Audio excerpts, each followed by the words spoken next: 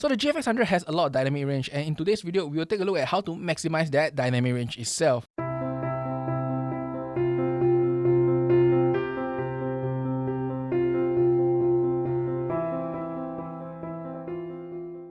I'm Richard and welcome to ZP Productions. If you have followed my video, you should know I do a lot of outdoor portraiture, and as such, maximizing the dynamic range is really important. Now, if you look at this chart here, the GFX100 has one of the highest dynamic range in the market, only losing to the bigger sensor Phase 1s and Hasselblads. So how do we actually maximize that?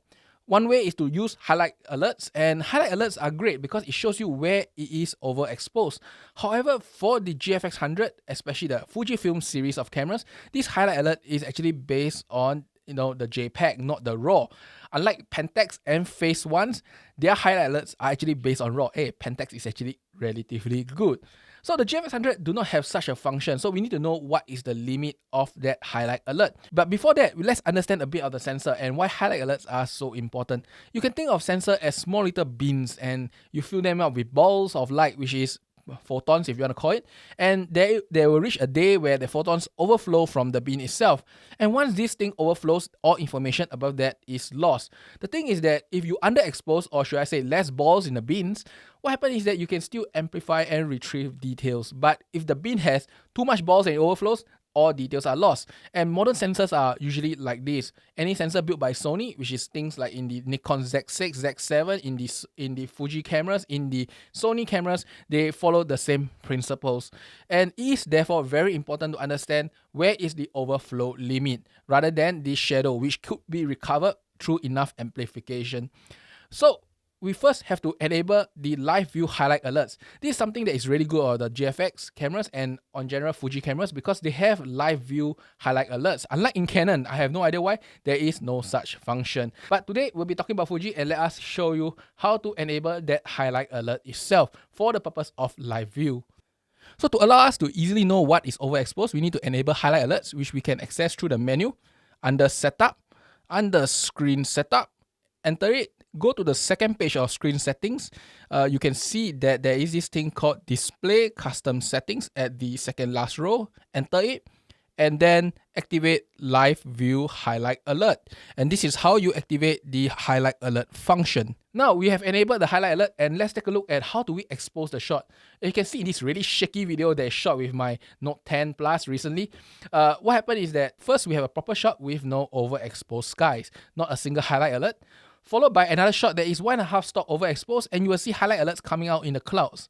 And lastly, I have a 2.5 stop overexposed shot with even more highlight alerts. So now we put it all in Lightroom and take a look at the shots now. Look at the first properly exposed shot. It's great. You can retrieve every single details in the clouds itself. Now if you look at the next shot, and you will see that it is overexposed, but if you put out 1.5 stop, you can see the details are almost the same. In fact, I cannot see a difference. Maybe if I look at a once to 1 pixel, I can probably find out. But if you can see, the details are usually there. Now, if you look at the 2.5 stops, you'll notice that most of the details are actually lost. So what can you learn from these three images is that the sensor on the camera itself, the RAW, has about 1.5 stop of headroom over the JPEG, which is what the GFX camera is actually using to base off their highlight alerts. And this is how you actually shoot in the field.